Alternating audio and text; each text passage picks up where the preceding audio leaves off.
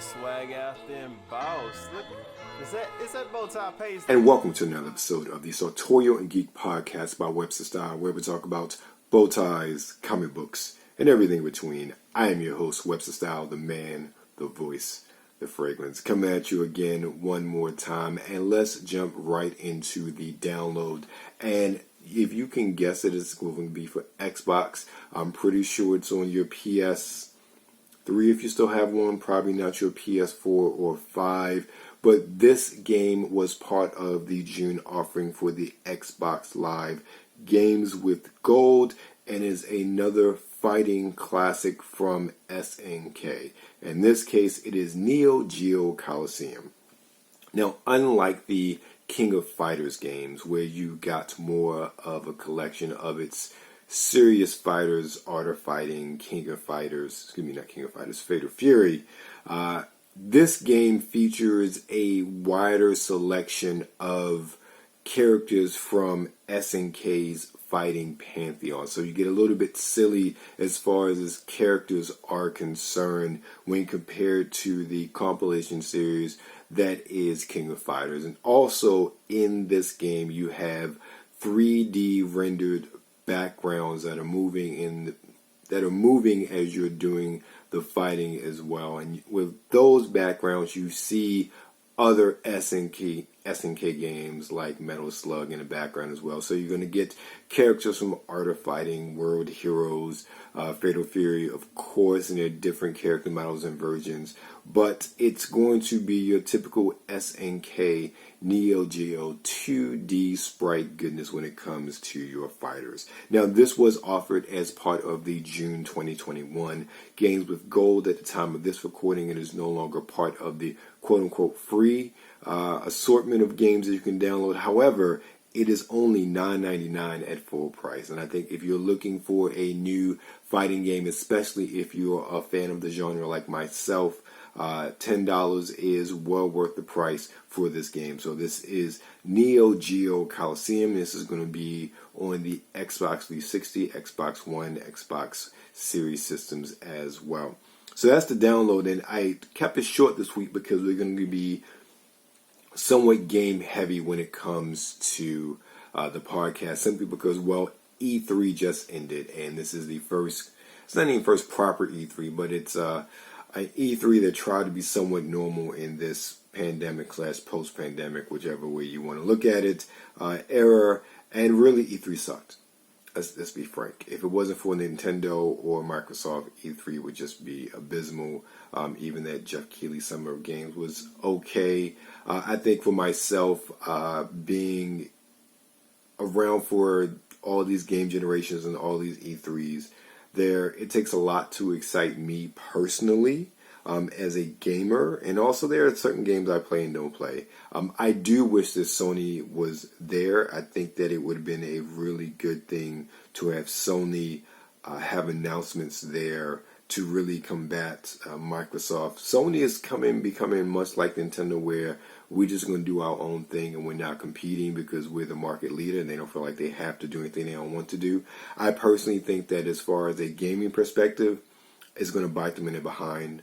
Perception is everything, and right now, if you look just as far as what's going on and how the media is telling the story, Microsoft is dominating every single game headline when it comes to this generation of platforms and just games in general. And let me tell you why. Even before E3 started, Microsoft announced one of the worst kept rumors in gaming is that they're planning on bringing the Xbox Game Pass cloud service to internet connected televisions. And not only that, they also are going to come out eventually with a streaming stick. So eventually you're just going to be able to just buy that stick for whatever it costs, pay your $14.99 a month at the present time for Game Pass Ultimate, and there you go. That is your system. No buying nothing, no nothing. It reminds me of something else that tried to come out a year or so ago, maybe 2 years. Oh yeah, Stadia. Stadia is one of those. Stadia never made sense to me. Cloud gaming as a service makes sense. Cloud gaming as a, hey, you can buy your games on the cloud and you don't need a console doesn't make sense to me. at least with physical hardware, even though you're quote unquote buying a license and not the actual game, the actual property is on your hard drive. With cloud gaming, if that system or that if Stadia goes poof tomorrow, all those games that people purchase are gone. And I didn't understand how you justify paying a monthly service fee and then buying your games on top of it. That never made sense to me. So with Xbox's solution of Game Pass, especially the quote unquote xCloud cloud component, it makes perfect sense to pay a one-time monthly subscription fee like you do Netflix and all those others. Play all the games you want, and then when you're done, you're done. If you want to buy physical hardware, physical media, you can do that. So it doesn't try to really eat away at at that physical media. It's always seen as a complement to it. So that's why I really like. But that was what they were talking about before E3 started.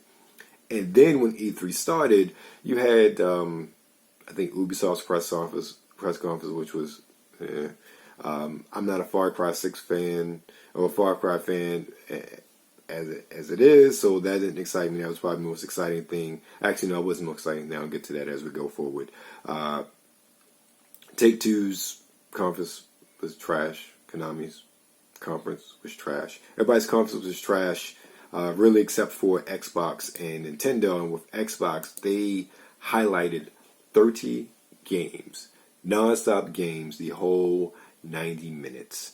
And it was, as a gamer, glorious. Now, a lot of games I'm not interested in. I will say, though, and I wasn't going to highlight this, but Sea of Thieves is crossing over with Pirates of the Caribbean. And I played Sea of Thieves once or twice, and it was fun, not necessarily my cup of tea. I would jump back into it just to see the story mode for Sea of Thieves with Pirates of the Caribbean. That looks pretty fun. And I don't know if whomever's doing the voice of Captain Jack Sparrow is Johnny Depp, but if it's not, it is almost one-to-one. That person needs to have a job forever, because that is almost Johnny Depp if it's not him. So that's that as far as that's concerned. But for me, it's all about Halo. Halo looks great. I got a original Xbox back in 2002, and I didn't get it for Halo. I've never was a first-person shooter person before my Xbox, and I'm still not. I like Halo, and that's pretty much about it. And I bought my Xbox, or actually it was purchased for me. But the games I wanted the most were Shenmue 2, because I had a Dreamcast and I wanted to continue that Shenmue saga. And The Thing, because one of my favorite movies of all time is John Carpenter's The Thing. And the fact that they did a direct sequel in video game form, that was all you do is sign me up. So that's what it was. I did not get into Halo until Halo 2. I played a little bit of Halo, and Halo at the time was one of those games that first-person shooters that gave me motion sickness, so I wasn't really feeling it like that. But there was something about the hype around Halo 2 that I wanted to get in. It just looked amazing compared to Halo 1. So I did it. I stood in line, and I played it for months. And I played multiplayer when I could, but I really became enchanted by the story of Halo. And that's what it got me. I love that sci-fi action, space marine drama that Halo brings. And from then on, I've played every single mainline Halo game. After that, I'm not a fan of RTS, so I didn't play Halo Wars, but Halo 3, Halo Reach, Halo ODST, and I loved ODST. I just love the atmosphere of ODST. And the fact that the lead designer for ODST is on Halo Infinite makes it even better. I'm really excited about it. And also the fact that the multiplayer for Halo Infinite is free to play. And we knew this was coming, but in an era when you have Apex Legends and Fortnite really dominating, and that's really the landscape where gaming is now, we all expected that, and Microsoft will be a fool not to take their biggest, most well-known franchise with its legendary multiplayer aspects and to make that into a free-to-play game, to continue to cash on and iterate on it for years to come without being hampered down by a quote-unquote campaign.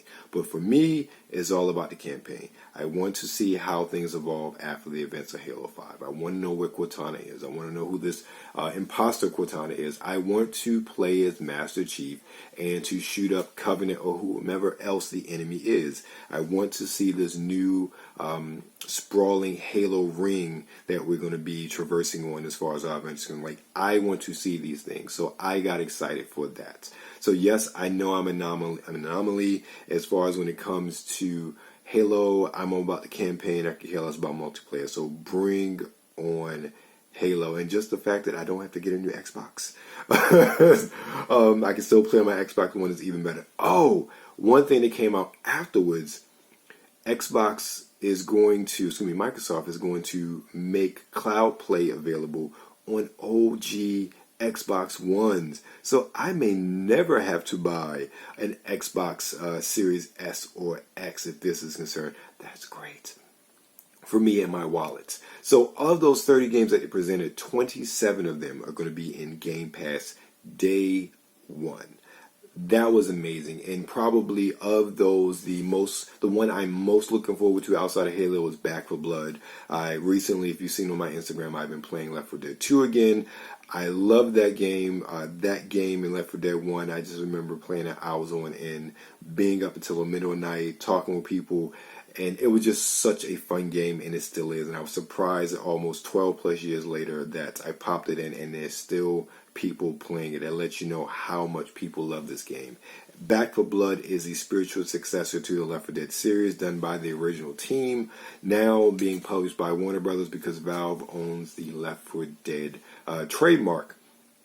And I was a bit worried about this game with all the reviews and all the mechanics I've seen. It's very much, while you still have that same chaotic action, they've incorporated a lot of what it seems like pay to play or pay to win aspects in the game to make it a bit more interesting. And also the card system, I'll play it. I'll see what it's like when I play it, but I'm not too keen on that, at least the way I've seen it described and played out in some of the alpha builds that are videos that are out on YouTube. But I don't have to worry about buying it now because in October when it comes out, it's coming out day one on Xbox Game Pass. So I can play it, and then if I really like it, I can go and buy it. And that's one of the beauties about Game Pass. I'm able to try games, and there's so many games on Game Pass I've played and loved that I never would have given a second chance simply because that barrier of entry was so high when purchasing a new game, especially a new AAA title. It's just one of those things. It is, I will say it again, the best value in gaming, in my opinion. And another aspect of it was the end of the conference featured a CG trailer for a game called Redfall, and that really piqued my interest. It was all CG, and basically you're trapped in a small town, and it's being invaded by vampires, and it looks cool. I have no idea what the game is about, but from its video, I understand it's supposed to be a co-op action game. I'm hoping for more of a cross between Left 4 Dead and Shadowfall, and I assume Shadowrun because of the magic elements that were there. If you don't know what Shadowrun is, look it up. I'm looking forward to that based on that because it looked really cool, and we don't get too many games where we're actually fighting as vampires as human beings in that sort of setting. So I'm really interested in that. Now that's it for the Microsoft. Now I talked about Ubisoft, and Ubisoft, Square Enix, their press conference sucked as well. But one of the things that came out, the Black Panther DLC for Avengers, don't care about the Avengers game. Okay. But what did pique my interest was the Guardians of the Galaxy game. Now, after I wrote this up and wrote this outline, I came to find out that you're only playable as Star-Lord, which is disappointing. But it is a single player game. There is no co-op. I'm like, great, single player focused games. I get tired of that, or I get tired of the relentless focus on multiplayer and using multiplayer for loot boxes and for selling DLC and really trying to extend the life of a game. And it really burns me up as a consumer because you are now charging $70 for next gen games. Probably 50% of games sold are digital now. So they're making even more profits on these games compared to selling a physical disc in a Walmart or somewhere like that. And then they want to give us less features and charge us more on the back end. I understand business is business, but the consumers are getting restless with this. And that's why I continue to harp on Game Pass as being such a great avenue to play games, because just the industry itself, as you get more and more AAA titles, they try to nickel and dime you for everything, and I personally am sick of it, and I'm not paying for it. However, Guardians is single player, and it looks great. I love the fact that the characters of Guardians of the Galaxy, and these are the ones you know from the movie series, look closer to their comics representations than they do to their movie representations. And I actually love this. I grew up reading Guardians of the Galaxy, but it was the original Guardians with Martin X and all of them. I'm not as familiar with Star-Lord and them because they came out, well, excuse me, I'm not as familiar with this iteration with those characters. I'm familiar with Drax and Gamora and Rocket and Groot and all of them before they became the Guardians. So these characters look a lot more of what they look like then before the movie adaptation in the MCU. So I'm excited for that as well. Now Nintendo, they did have their Switch Playhouse, or whatever it's called, Clubhouse, whatever it's called. I'm not that big of a Nintendo fan at this point in my life. I still have my DS. I'll play some Mario, but I don't get excited for a new Mario game or this that. But I will tell you, Metroid Dread was announced and shown off, and there's always something about a 2.5D Metroid game that just it warms your heart. You know that these games exist. The whole Metroidvania genre exists because of Metroid and Castlevania. So it's great to see that coming out, and it looks amazing. But also, since it's the 35th anniversary of Legend of Zelda, they are releasing a Game & Watch Legend of Zelda, much like they did the Mario series a few months ago for Mario's 35th anniversary. But unlike the Mario Game & Watch, where it only featured one mainline Mario game, which was Super Mario Brothers, they are also releasing 3 games on the Game & Watch for Zelda, which makes it a better price proposition for me, especially if it's at the same $50 that the Mario Game & Watch was. So it's going to offer Legend of Zelda 1, Legend of Zelda 2, Link's Awakening, and, Legend of Zelda 2, Link's Quest, I forget what it's called, and Link's Awakening from the Game Boy Color. So those are games, like, I would pay $50 to have a pocket Zelda machine in my pocket or in my bag or what have you whenever I go back to the office. So I'm looking forward to that. And it also has a 4th game of Vermin, aka Whack-A-Mole, where Link is the main character in this game instead of Watchman or whatever it was called from back in the day. So those are my highlights for E3. Like I said, it's not a lot, because not a lot of people show stuff. It was really Microsoft, Nintendo. That's it. Those were the good shows. Those were the shows that you wanted to watch. And Microsoft had the nerve to show more stuff 2 days later. Go figure. So that's that for E3. It's Wednesday. Or actually, no. It's another week. It's after Wednesday. So that means we're talking about Loki. There isn't a Loki video game, but hey, we may get one sooner or later. The way Square Enix is pumping out Marvel-based video games lately. So with Loki, I understand that it's only 6 seasons, and the pilot was great. And I understand the plot needs to advance rather quickly since it's only 6 episodes. I said 6 seasons. 6 episodes in this series. However, this episode was kind of boring to me. I enjoyed it, but it was boring at the same time. Like, I love Tom Hiddleston. I love Owen Wilson. I love the characters. I love the banter.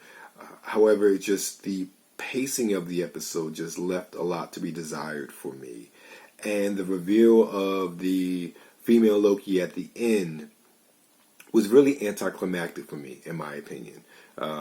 We all knew it was coming, especially when reports leaked out that it was going to be a female Loki was involved in the show. We knew that was going to be real, and that's why they did such a good job of keeping the face of that Loki different in the first episode and the majority of the second episode. So we knew that was coming. The episode only got a little bit of redemption at the end when you essentially have all of the reset bombs being sent through time and the timeline going crazy, and you see the control center at the TVA literally shitting bricks. It was great to see that, the sense of impending doom, and I am interested to really see how things progress over the next few episodes. I want to know if they're able to fix it, but more importantly, I want to see how it plays into Doctor Strange and Doctor Strange 2. I forget the Multiverse of Madness, that's what it's called, that's right. So I'm really interested to see how that plays out and how it fits in. I love that aspect. I love the interconnectivity of the Marvel Universe. I'm also interested to see if those or these events in this series have any effects on Shang-Chi or Shang-Chung. I always feel like I'm pronouncing wrong, in Eternals later this year. And Marvel's very good as far as having movies come out release date wise is different from where they actually take place in the Marvel Universe timeline wise. So both of these movies could very well happen, before the blip, after the blip, who knows, we'll see when they come out. Just like Black Widow happens before the blip, as far as that time between after Civil War, I believe it is. Before Endgame. And anyway, I'm getting old, so I forget these things. So yeah, that's my impression on Loki episode 2. Like I said, it was boring, but it had enough at the end to keep my interest. I mean, I would watch it all the way through just because it's Marvel and I'm interested in seeing the story. It's all about the story for me when it comes to Marvel. So that's my take on Loki episode 2. And I'm going to give you a quick style tip before I roll into our fragrance of the week. And this style tip is a very simple one. It's all about the fit. Now, one of the things that I had this conversation, I'm actually with my sister a few days ago when we were discussing a gift for my father for Father's Day. And one of the things that I noticed as I got older is that I was wearing the wrong size. And I've always been a slender fellow, but growing up in the late 80s, early 90s, and coming of age then, it was all about having things a little bit loose, a little bit baggy, not having things fitted. So, or at least more fitted to your body. So with that, I always, as I saw growing up, got a size large, like really in a shirt or a t-shirt, I should wear a large, if not a medium sometimes. And I always get extra larges because of the bagginess and the fit. Dress shirts were pretty much the size I was supposed to. Pants as well, because there's more waist and length. But things like polo shirts were always purchased for me incorrectly. Like I have a bunch of polo shirts that are XLs that I just don't wear as much because they're a bit baggy compared to the large. Same thing with jackets as well. Jackets were purchased a little bit larger than what they should have been for me. So I will say to you, look to see what fits you best. It's really supposed to be clothes, especially gentlemen, try to get them to make you look slimming. Don't get anything too tight. But you want something that is that hugs your body, that loves your body, not something that drapes all over your body. So that's my one quick style tip for you today, just to make sure it fits correctly. We'll talk about suits and things like that another time, but just in general, make sure things fit you properly. Now, fragrance of the week is going to be a cheapie, and this is actually one I've seen in the rack stores, particularly Burlington, for a while now, and I hadn't purchased anything in a while. So the itch of my addiction was just like, I need something. I need to buy something. A couple dollars in my pocket. So with that, I was in Burlington. I was looking around. I was trying to really find something that was sub $10, maybe a small bottle of something really nice. And I happened upon this fragrance. And I looked it up on the Perfumo app just to see what the notes would be, to see if it was anything I would like. And with the spring and summer, I'm looking for fragrances that are going to be a bit lighter, not anything really heavy, something I could just easily wear out. And also, it also helps too if it has a longer duration in the heat in the summer. So I looked this one up and I was surprised just at the notes. And they were notes that I don't typically see in the fragrances that I own, which is one of the main things that really draws me to purchase something new. I'm looking for something that I don't have already, that doesn't smell like anything I have. And in this case, this week's fragrance is Nordic Elements Water by Kanon or Kanon or whatever it's called. So this is it right here, and you're going to find top notes of aldehydes, lavender, eucalyptus, and apple. So like the apple and the lavender and I love this opening. It is so fresh. It is so clean. Cue song here. And then you have middle notes of geranium and water lily. So this is probably my biggest pet peeve about this fragrance, the water, is not a really floral. It's almost like a sweet floral with the geranium and the lily. So I'm not really a big fan of the middle notes. But then you have the base notes of amber, musk, tonka bean, sandalwood, patchouli, moss, vetiver, iris, and cashmere. All notes that I love. And as that middle note or those mid notes really fold into the base notes, revealing them, it's just like, man, I absolutely love it. Like I said, the opening is such a fresh scent. It reminds me of spring. Man, it's so, I love that opening so much. The dry down is where it's at. It's interesting because it's listed as unisex. I really feel like with that, the dry down, it comes off a lot more masculine to me. The opening and the mid notes are definitely unisex. Definitely. I can smell those on anybody because it's so fresh, so clean. It does not, for me and my nose, associate with a gender. But once you break it down, especially that patchouli and that sandalwood, mixing with that musk, yeah, I really love it. It's also a great performer. I got it to last about 8 hours on my day in my first spray, and that's with going out into the heat as well. It's great. Like I said, if I got it for $8.99, so you can definitely find it very much under $10. It list price is $19.99. So even if you find it for full price, I think it's still worth full price at $20 if you find it out there. But don't pay more than $10 for it. It's definitely worth more, but it's definitely you want to save every dollar you can. So this is Nordic Elements Water by Kanon. Yeah. It's great. I like it. I really, really like it. And wait till the fragrance I talk to you about next week.